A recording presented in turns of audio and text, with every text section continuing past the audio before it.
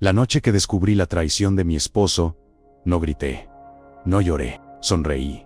Y esa fue la parte más aterradora de mí misma. Siempre creí que el dolor llegaba como un golpe seco, como una puerta que se azota de repente. Pero lo mío fue distinto. Fue una gotera lenta, constante, una sospecha que empezó a filtrarse en detalles insignificantes. El perfume que no era mío, la contraseña cambiada, la risa apagada cuando yo entraba en la habitación. Durante semanas me convencí de que estaba exagerando, de que el amor verdadero no podía desmoronarse por intuiciones. Me repetía que los matrimonios pasan por etapas, que el cansancio confunde, que la mente fabrica fantasmas cuando tiene miedo de perder lo que más ama. Hasta que una tarde encontré el mensaje que nunca debí leer. No fue explícito, no hacía falta. Había una complicidad en esas palabras, una intimidad que ya no me pertenecía. Anoche fue perfecto.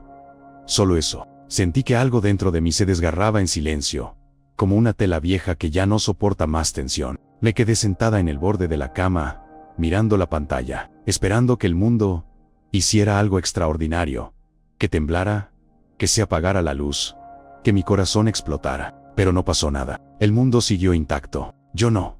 Lo confronté días después, cuando ya había ensayado 1000 veces la escena en mi cabeza. Negó al principio, después se enojó, luego lloró. Finalmente admitió lo que ya era evidente. Lo más doloroso no fue la infidelidad, fue su alivio al confesar, como si liberarse de la mentira fuera más importante que la herida que me estaba abriendo en el pecho. Durante semanas dormimos en la misma casa como dos desconocidos obligados a compartir techo. Yo lo observaba en silencio, intentando reconocer al hombre con el que había construido años de recuerdos. Y lo más inquietante era que aún lo amaba, o tal vez amaba la versión del que ya no existía. Me odié por eso, me odié por seguir deseándolo, por extrañar su voz en la madrugada, por recordar nuestras risas, mientras mi orgullo se desangraba. La rabia llegó tarde, pero llegó como un incendio. Empecé a imaginar venganzas pequeñas y crueles, exponerlo, humillarlo, engañarlo, con alguien más. Hacerlo sentir el mismo vacío que yo sentía al mirarme al espejo, y preguntarme en qué momento dejé de ser suficiente. Fantaseaba con verlo suplicar, con quebrarlo emocionalmente, con devolverle cada lágrima multiplicada. Esos pensamientos me daban una sensación efímera de poder, como si pudiera equilibrar la balanza del dolor. Pero cada vez que lo miraba a los ojos, veía algo que no esperaba. Culpa genuina. No la culpa de quien fue descubierto, sino la de quien se dio cuenta demasiado tarde de lo que estaba perdiendo. Y eso me confundía, porque mi enojo necesitaba un villano claro, no un hombre arrepentido. La mejor venganza, comprendí una madrugada en la que no pude dormir, no era destruirlo, era dejar de destruirme a mí. Me di cuenta de que durante años me había moldeado a sus necesidades. Había reducido mis sueños para encajar en su mundo. Había silenciado mis inseguridades para no parecer débil. Su infidelidad no solo rompió la confianza, rompió la ilusión de que mi sacrificio garantizaba lealtad. Y esa verdad fue más incómoda que cualquier engaño. Así que hice algo que él no esperaba. Dejé de preguntarle dónde estaba. Dejé de revisar su teléfono. Dejé de competir con una mujer que ni siquiera conocía. Empecé a salir sola, a retomar amistades olvidadas, a inscribirme en clases que siempre postergué. Empecé terapia. Empecé a escuchar mi propia voz, sin el filtro de su aprobación. No fue un proceso heroico y elegante. Lloré en baños públicos. Dudé. Pensé en perdonarlo 1000 veces y en irme otras 1000. Hubo noches en que el miedo a estar sola me paralizaba más que su traición. Pero algo cambió. Ya no lo miraba con desesperación, sino con claridad. Él intentó reconquistarme cuando notó que mi mundo ya no giraba exclusivamente alrededor del suyo. Me llevó flores, escribió cartas, prometió transparencia absoluta. Y aunque sus gestos eran sinceros, ya no tenían el mismo efecto, porque la mujer que necesitaba esas pruebas de amor estaba desapareciendo lentamente. Un día entendí que la mejor venganza no era hacerle daño, era mostrarle que podía vivir sin él. No hubo gritos finales, ni escenas dramáticas. Solo una conversación larga y honesta, en la mesa, donde tantas veces cenamos, como si todo estuviera bien. Le dije que lo perdonaba, pero que no podía quedarme, que su error no definía mi valor, pero sí redefinía mis límites. Lloró. Yo también. No por él, sino por la vida que imaginé y que nunca sería. Me fui con una maleta y un miedo inmenso, pero también con algo nuevo. Dignidad. A veces me preguntan si no quise vengarme de verdad, y sonrío, recordando aquella primera sonrisa oscura frente al descubrimiento. Sí quise hacerlo sufrir, quise romperlo, pero entendí que convertirme en alguien cruel para equilibrar el dolor solo habría dejado otra cicatriz en mí. Mi venganza fue sanar. Mi venganza fue reconstruirme sin él. Mi venganza fue que, cuando finalmente comprendió lo que había perdido, yo ya no estaba esperando que me eligiera. Y fue entonces cuando empezó la parte más difícil, aprender a elegirme a mí misma todos los días, incluso cuando nadie estaba mirando. Los primeros meses, sola, fueron una mezcla extraña de libertad y duelo. Había mañanas en las que despertaba con una ligereza casi infantil, como si me hubieran quitado un peso invisible del pecho. Abría las ventanas de mi nuevo apartamento pequeño, silencioso, todavía oliendo a pintura fresca, y dejaba que el aire entrara como una promesa. Nadie cuestionaba mis horarios. Nadie me miraba con esa mezcla de culpa y nostalgia. El silencio ya no era incómodo, era mío.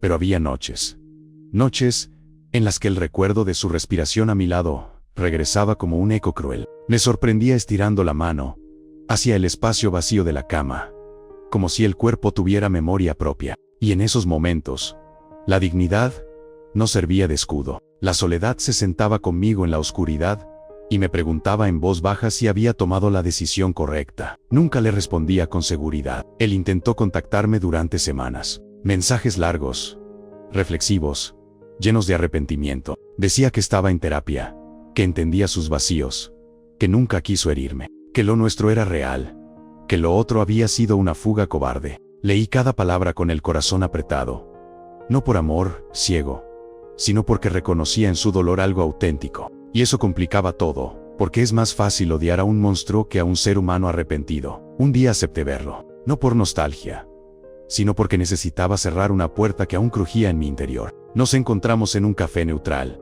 lejos de recuerdos compartidos. Cuando lo vi entrar, sentí un estremecimiento que no supe descifrar. No era deseo, no era rabia, era el reconocimiento de una historia que había marcado mi piel. Se sentó frente a mí con una humildad que nunca le había conocido. Sus ojos no esquivaban los míos esta vez. Me habló de sus errores sin justificarlos. Dijo que la infidelidad no había sido por falta de amor, sino por miedo. Miedo a envejecer, a sentirse insuficiente, a enfrentar sus propias frustraciones. Dijo que buscó validación donde era fácil encontrarla, en alguien que no conocía sus sombras. Lo escuché sin interrumpir. Cuando terminó, el silencio fue más honesto que cualquier palabra. Me preguntó si había alguna posibilidad. No lo dijo con presión, sino con una esperanza frágil, como si supiera que estaba pisando terreno ajeno. Respiré profundo. Le dije que lo perdonaba, que realmente lo hacía, pero que el perdón no era un boleto de regreso, que había entendido algo demasiado importante en su ausencia. Yo también había sido infiel, pero conmigo misma. Infiel a mis límites, a mis intuiciones, a mis deseos postergados. Y que volver significaría arriesgar la versión de mí que apenas estaba empezando a conocer. Sus ojos se llenaron de lágrimas, pero no intentó convencerme. Solo asintió, como quien finalmente comprende que algunas pérdidas son consecuencia directa de sus decisiones. Nos despedimos sin promesas. Pensé que ese sería el cierre definitivo. Pero las cicatrices no se borran con una conversación. Semanas después supe que la mujer con la que me había engañado estaba embarazada. No por él, de alguien más. La información me llegó por un conocido en común, en un tono casi morboso, como si esperara ver en mí algún tipo de satisfacción torcida. Y, para mi sorpresa, no sentí nada, ni alegría, ni celos, ni rabia. Solo una extraña compasión por todos nosotros, por la cadena de decisiones impulsivas que dejan marcas en personas que a veces ni siquiera conocemos. Esa indiferencia fue la confirmación silenciosa de que algo en mí había sanado de verdad. Con el tiempo, empecé a notar cambios más profundos. Ya no me definía como la mujer engañada. Esa etiqueta, que al principio pesaba como una sentencia, se fue diluyendo. En terapia comprendí que la traición duele, no solo por el acto en sí, sino porque confronta nuestras creencias más arraigadas. La idea de que si amamos bien, nos amarán igual, que si somos suficientes, no nos reemplazarán. La verdad incómoda es que la fidelidad del otro no depende exclusivamente de nuestro valor. Esa comprensión fue brutal y liberadora. Al mismo tiempo, hubo un momento clave. Meses después, cuando coincidimos en un evento social. No lo sabía hasta que lo vi al otro lado del salón. Nuestro cruce de miradas fue breve, pero suficiente. No hubo tensión dramática ni deseo reprimido. Solo dos personas que compartieron una historia intensa y que ahora estaban en capítulos distintos. Se acercó con cautela. Hablamos como adultos que han atravesado una tormenta y sobrevivido. Me dijo que estaba reconstruyendo su vida, que había aceptado sus fallas, que ya no buscaba atajos para llenar vacíos. Yo le conté de mis proyectos, de cómo había retomado estudios que abandoné años atrás, de cómo me sentía más conectada conmigo misma que nunca. En algún punto sonrió y dijo algo que me quedó grabado. Te ves más tú. Esa frase, simple y desnuda, fue el verdadero clímax de todo, porque entendí que mi transformación había sido un acto de rebeldía contra él, sino un acto de reconciliación conmigo. Sin embargo, la historia no termina en una versión idealizada de fortaleza permanente. La sanación no es lineal. Hubo recaídas emocionales, fechas especiales que dolían más de lo esperado, sueños en los que todo volvía a ser como antes, y despertaba con una mezcla de alivio y tristeza. Pero cada vez que la nostalgia intentaba convencerme de que el pasado era más cómodo que el presente, recordaba algo esencial. El amor no debería exigir que me traicione a mí misma. Con el paso del tiempo, conocí a alguien más. No fue un amor inmediato ni arrollador. Fue lento, cuidadoso. Al principio me asustaba cualquier señal que pudiera parecer sospechosa. Revisaba tonos de voz, silencios prolongados, cambios mínimos en la rutina. Mi mente estaba entrenada para detectar amenazas. Y ahí apareció el verdadero conflicto.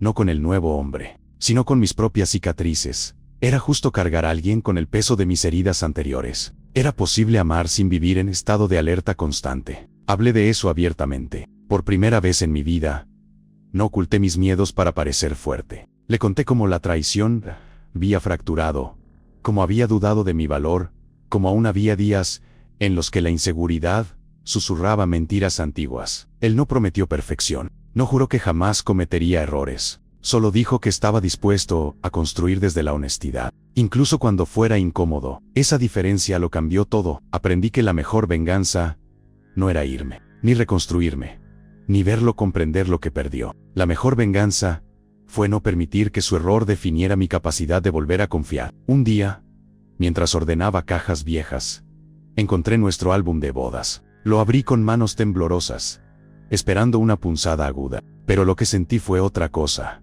Gratitud, no por la traición, sino por la mujer que fui, por su ingenuidad, por su entrega, por su fe en el amor. Esa versión de mí no era débil, solo era inocente. Cerré el álbum sin rencor. Entendí que las cicatrices no son recordatorios constantes del dolor, sino pruebas de que sobrevivimos. La infidelidad fue una herida profunda. Sí, pero también fue el punto de quiebre que me obligó a enfrentar verdades que llevaba años evitando. Mi dependencia emocional, mi miedo a la soledad, mi necesidad de aprobación. Si él no me hubiera traicionado, quizás yo nunca me habría cuestionado. Y esa es una verdad incómoda que pocas personas admiten.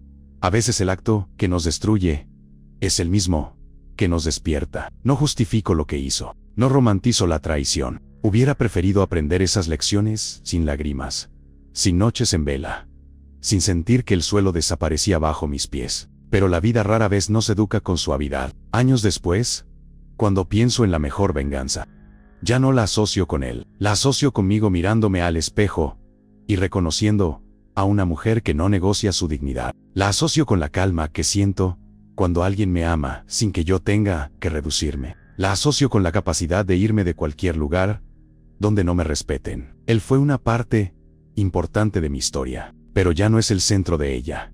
Y si alguna vez se pregunta qué fue de mí, quiero imaginar que entiende algo esencial. No me perdió el día que lo descubrí. Me perdió cada vez que eligió mentir en lugar de hablar. Cada vez que buscó afuera lo que podía haber enfrentado adentro. La traición dejó una cicatriz. Sí, pero la cicatriz no es un símbolo de derrota. Es la prueba de que el dolor no me convirtió en alguien más cruel, sino en alguien más consciente. Y esa, al final, fue la única venganza que realmente valió la pena. Y, sin embargo, hay algo que nunca conté. Algo que me avergüenza admitir porque contradice la imagen serena que construí después. Porque sanar no me convirtió en alguien puro. Me convirtió en alguien consciente, pero no perfecta. Hubo una noche, meses después de aquella despedida, en el café, en la que estuve a punto de volver, no por amor, no exactamente, fue algo más oscuro que eso. Fue la necesidad de comprobar que aún podía elegirlo y rechazarlo después. La necesidad de recuperar el poder que sentí perdido el día que descubrí su traición. Quería mirarlo a los ojos, sabiendo que ahora era yo quien decidía el final. Quería sentir que la balanza se inclinaba a mi favor. Le escribí un mensaje breve, neutral: podemos hablar. Tardó menos de un minuto en responder, y en ese instante entendí algo que me incomodó. Él nunca había dejado de estar disponible para mí. Yo era quien había cruzado la línea definitiva. Nos vimos en su apartamento, el mismo lugar que una vez fue mío. El olor seguía igual, el sofá, la lámpara, la mesa donde discutimos tantas veces. Todo estaba intacto, como si el tiempo hubiera esperado mi regreso. Me ofreció agua. Yo recorrí el espacio con la mirada, buscando rastros de otra mujer que ya no existía en su vida. No había nada, solo una soledad ordenada. Hablamos de cosas superficiales al principio: trabajo, rutinas, silencios incómodos, pero debajo de cada palabra había una corriente eléctrica. No era pasión desbordada, era memoria corporal, era el reconocimiento de una intimidad que ninguna distancia borra por completo. En algún momento nuestras manos se rozaron, y sentí algo peligroso. No fue deseo, fue nostalgia, y la nostalgia es más traición era que el deseo, porque te convence de que el pasado fue mejor de lo que realmente fue. Él me miró como si estuviera pidiendo permiso sin hablar, y por un segundo quise decir que sí. Quise cruzar esa línea solo para demostrarme que podía hacerlo sin romperme. Quise usarlo como él me usó a mí, como anestesia. Pero algo en mi pecho se tensó. No era moral, no era orgullo, era miedo. Miedo de convertirme en la versión de mí que más desprecié cuando supe la verdad. Miedo de que mi venganza finalmente fuera a parecerme él. Me aparté. Él entendió de inmediato. Sus ojos se llenaron de una tristeza silenciosa. Pero no insistió. Solo dijo mi nombre, como si ese sonido contuviera todo lo que no iba a pasar. Me fui sin dramatismo. Esa noche lloré. Pero no por él. Lloré porque entendí que todavía había una parte de mí que quería herir. Una parte pequeña, oscura, que necesitaba sentirse superior. Y aceptar esa sombra fue más difícil que perdonarlo. La sanación no elimina el deseo de revancha, solo te da la opción de no actuar desde ahí. Pasaron los meses, y esa urgencia se fue apagando. No porque lo olvidara, sino porque dejé de necesitar que él entendiera lo que perdió. Dejó de ser importante. Sin embargo, hay cicatrices que no duelen hasta que alguien nuevo las toca.